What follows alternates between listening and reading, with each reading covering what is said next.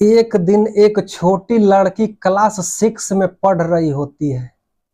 वह स्कूल गई हुई थी और उसकी छुट्टी कुछ जल्दी हो जाती है और जब वह घर आती है तो अपने माँ के कमरे से कुछ आवाजें उसको सुनाई देती है।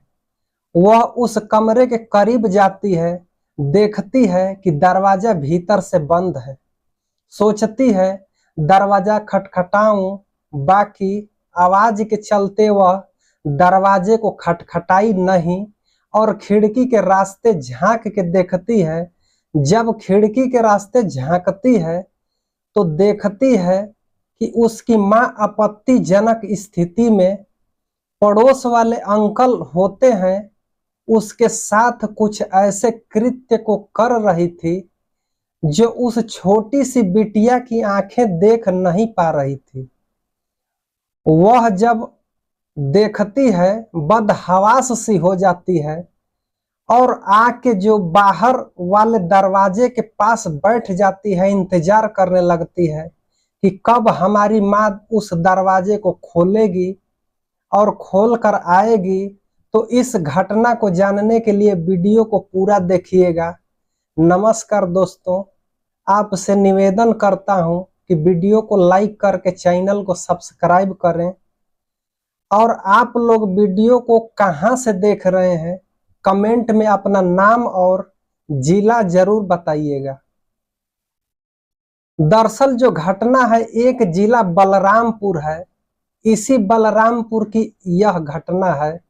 उस बलरामपुर में एक सरोज नाम की एक 35-36 वर्ष की महिला होती है जो कि विधवा होती है। उसकी एक बेटी प्रेरणा थी। अपनी बेटी को लेकर गुजारा कर रही होती है। पति रहता नहीं है, मेहनत मजदूरी करती है और उसी से अपनी बेटी की जो पढ़ने लिखने की कोशिश करती है। धीरे धीरे समय बीत रहा था। एक दिन प्रेरणा स्कूल जाती है और जब स्कूल से उसकी एक दिन किसी कारणवश जल्दी छुट्टी हो जाती है।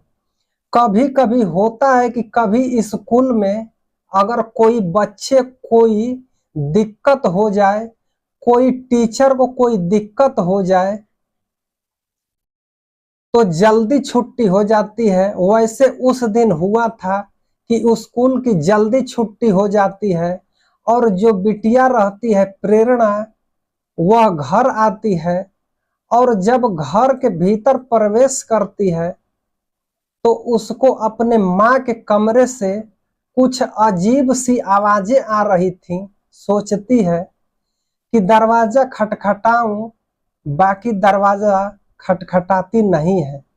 खिड़की से पहले झांकने की कोशिश करती है और जब झांकती है तो देखती है जो उसकी माँ है वह आपत्तिजनक स्थिति में पड़ोस वाले अंकल के साथ जो कृत्य को कर रही होती है।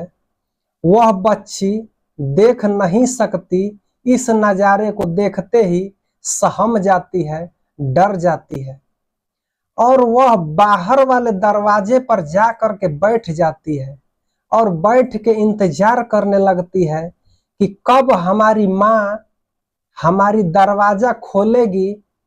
अब कुछ देर के बाद वह दरवाजा खुलता है और उसमें से पड़ोस वाला आदमी जो होता है वह उसका जैसे ही काम पूरा हो जाता है दरवाजा खोलता है और बाहर निकलता है। देखता है कि बिटिया प्रेरणा बैठी है। दरवाजे पर आता है, उसके सिर पर अपने हाथ को फेरता है, कहता है कि बिटिया तुम कब स्कूल से आई। बाकी इसमें प्रेरणा का कोई जवाब नहीं होता है, कुछ बताती नहीं है। अब कहीं ना कहीं उस आदमी को शक हो जाता है कि यह प्रेरणा जरूर हमारी हरकत को देखी है। इससे जो मैं मिल रहा था इस सरोज से इस बात की जानकारी प्रेरणा को हो गई है। वह अपने घर चला जाता है। जो सरोज रहती है अपने साड़ी कपड़े को ठीक करती हुई बाहर निकलती है, प्रेरणा से पूछती है, कहती है कि बिटिया तुम कब आई। प्रेरणा जोर से बोलती है कि माँ तुम जो कर रही हो वह ठीक नहीं है। पापा के चले जाने के बाद मैं तो सोचती थी कि मेरी माँ बड़े दिक्कत भरी जीवन जी रही है और दिक्कत में पाल रही है, पोस रही है, मुझे पढ़ा लिखा रही है। पर यहाँ तो मामला उल्टा ही है। तुम जो कर रही हो ठीक नहीं कर रही हो। जो सरोज रहती है अपनी बेटी को समझाती है, कहती है बिटिया इस जमाने में अकेले रहना बड़ा ही मुश्किल है, बड़ा ही कठिन है। और जो पड़ोस वाले अंकल हैं वह हमें पैसे रुपए या कोई भी जरूरत लगती है तो हमें मदद करते हैं, तो इसलिए उनके साथ ऐसा करना पड़ता है। फिर जो बिटिया रहती है प्रेरणा इस बात को समझाती है, कहती है भले मैं पढ़ रही हूँ, बाकी मेरा बुद्धि विवेक काम कर रहा है। कहती है कि माँ ये गलत है, इस बात की जानकारी अगर जो किसी को पता चलेगी तो हमारी बदनामी होगी, हम लोगों की इज्जत क्या रह जाएगी।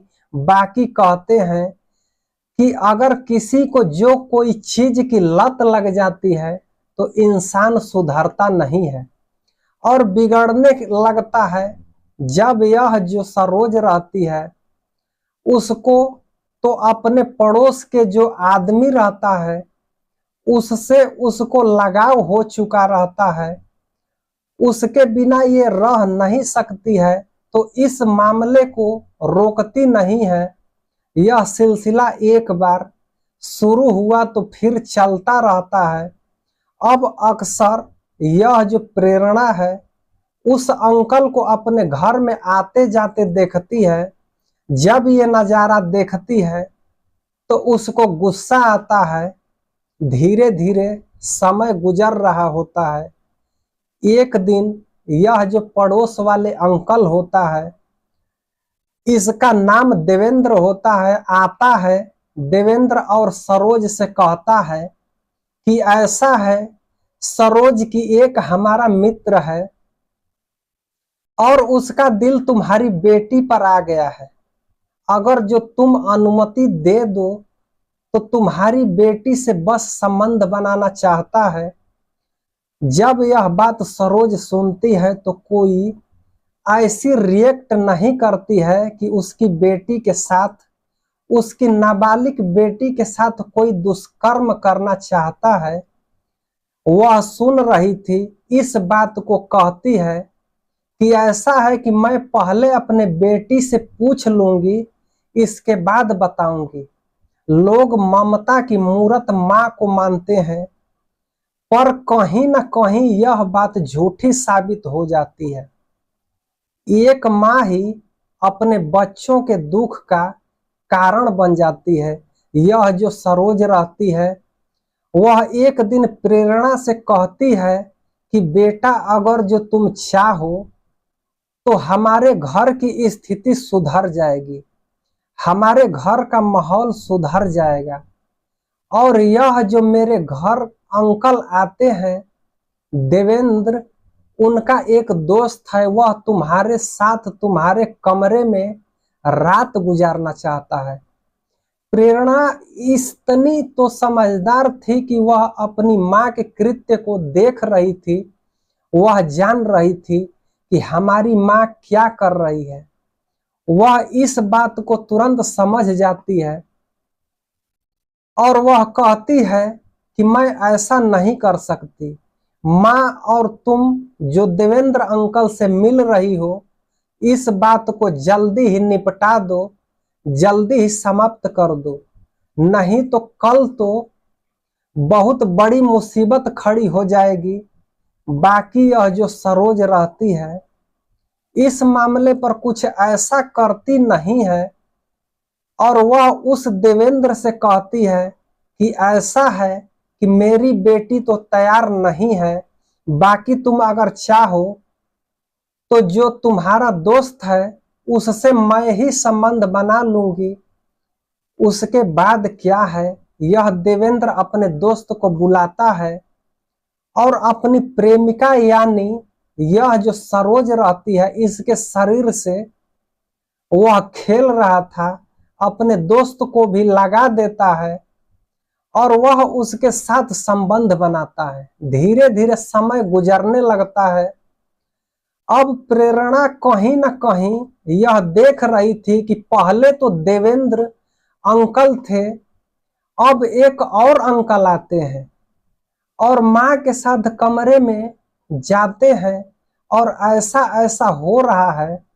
अब एक दिन कहती है कि माँ ऐसा है कि मैं तो नानी के घर जाऊंगी, बाकी तुम सुधर जाओ, जो तुम कर रही हो वह ठीक नहीं कर रही हो। एक बार फिर सरोज कहती है कि बेटी घर को चलाने के लिए ऐसा करना पड़ता है।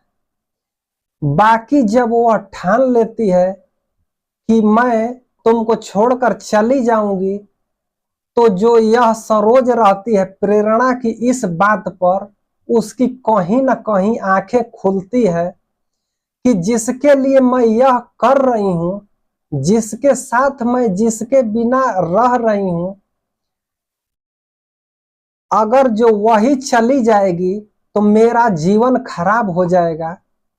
उसको अपनी गलती पर पछतावा होता है। प्रेरणा से माफी मांगती है, कहती है बिटिया आज के बाद ऐसा नहीं होगा, तुम हमें छोड़ के ना जाओ। आज से मैं मेहनत कर लूंगी, मजदूरी कर लूंगी, किसी के घर झाड़ू पोछा कर लूंगी, बाकी ऐसा काम नहीं करूंगी। तो कभी कभी छोटे भी बड़ों को सीख देकर चले जाते हैं। अगर जो प्रेरणा धैर्य से काम नहीं ली होती तो शायद कब का वो हो सकता है सुसाइड कर लेती, हो सकता है वह भी गलत राह पर चली जाती। बाकी उसका बुद्धि विवेक उसका जागृत था, इतना उसका विवेक काम किया कि अपनी मां को समझाई और ना ही समझने की बल्कि उसको एक अच्छे मार्ग पर भी लाई। तो इस घटना को सुनाने का मेरा मकसद यह नहीं था कि किसी की भावनाओं को ठेस पहुंचाया जाए, किसी को आहत किया जाए, बल्कि इसलिए कि लोगों को जागरूक किया जाए, लोगों को सचेत किया जाए। तो इस घटना के बारे में आप लोगों की क्या सलाह है, क्या राय है, कमेंट सेक्शन में जरूर बताइएगा। आप लोग अपना ख्याल रखें, अपने परिवार का ध्यान रखें। दोस्तों मिलते हैं किसी और वीडियो में। धन्यवाद।